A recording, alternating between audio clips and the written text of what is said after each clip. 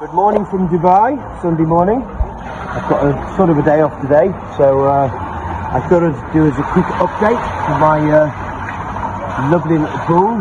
I actually stay in the apartment next door, but I pay the concierge a small amount of money so I can come and use the pool. So I get all the use of the hotel without having to pay $400 a night, which is slightly out of my budget at the moment, and I don't like wasting money on it. Anyway, here's an update for people.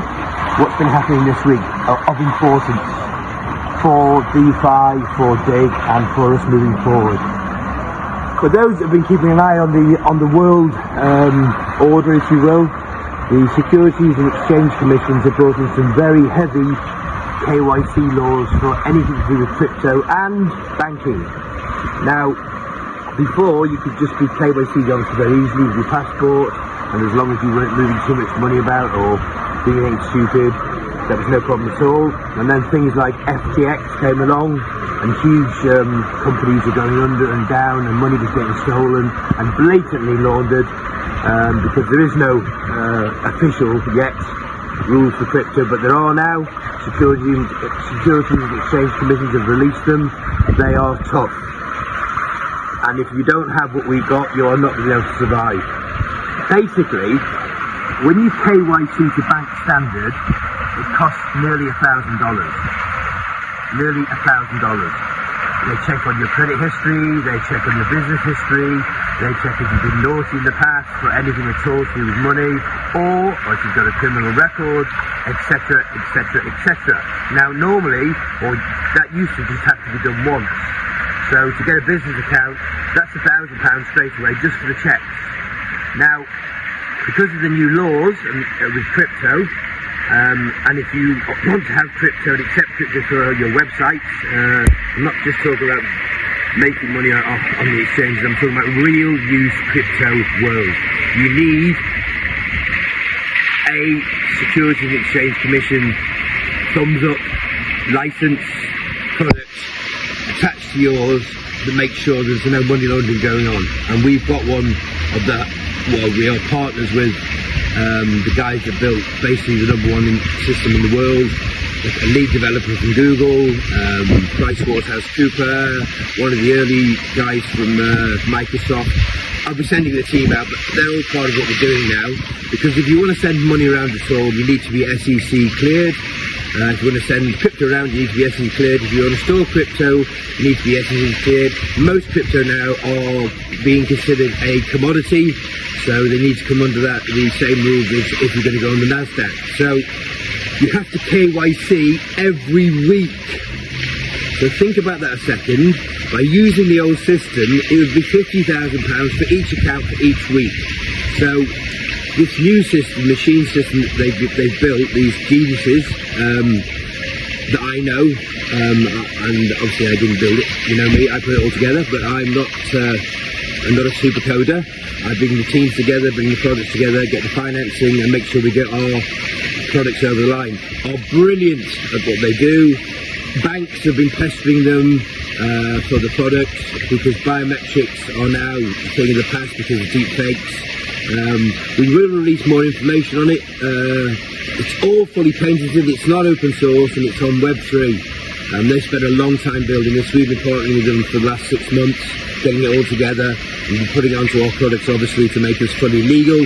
Because unless you're legal, yeah, you can send a bit of Bitcoin around, that's great, fabulous. You can't use crypto banking, you can't use normal banking anymore unless you're KYC, and obviously £1,000 a week is pretty heavy. And it needs to be checked every day. So they've invented a machine that KYCs by using bots.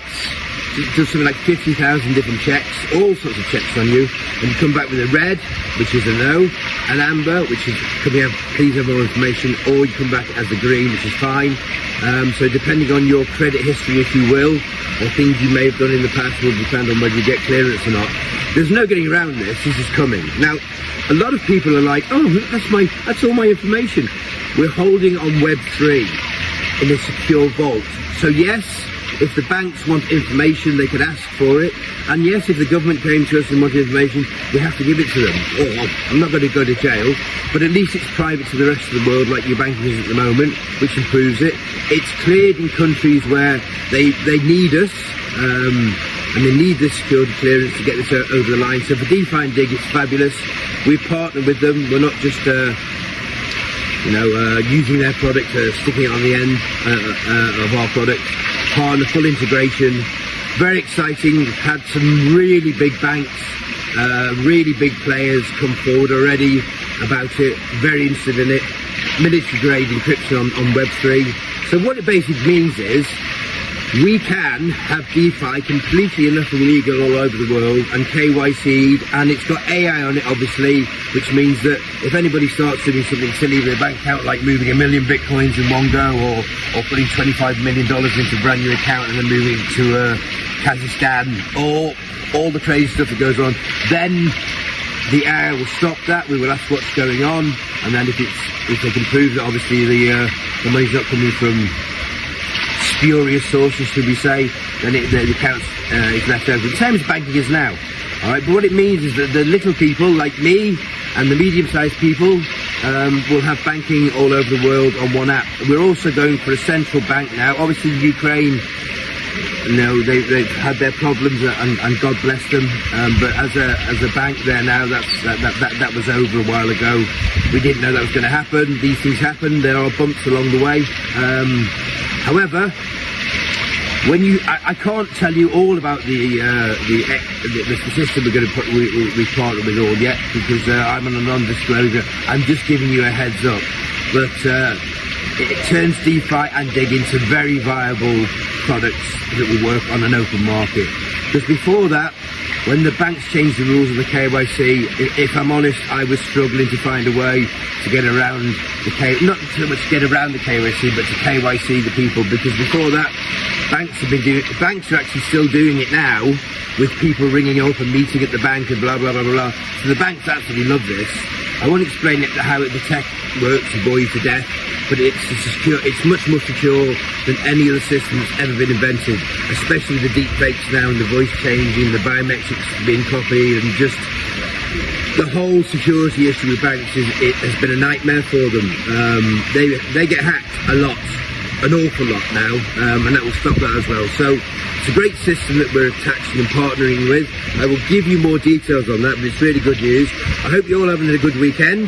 I'm going to attempt to have a day off today, but I probably won't have much of a day off today, but nevertheless I am sat in the pool in Dubai talking to you, so I have no right to moan about anything. Have a good day, people. Speak to you soon. Thanks for your attention. Thanks for your support. I told you I wouldn't let you down. We're getting there.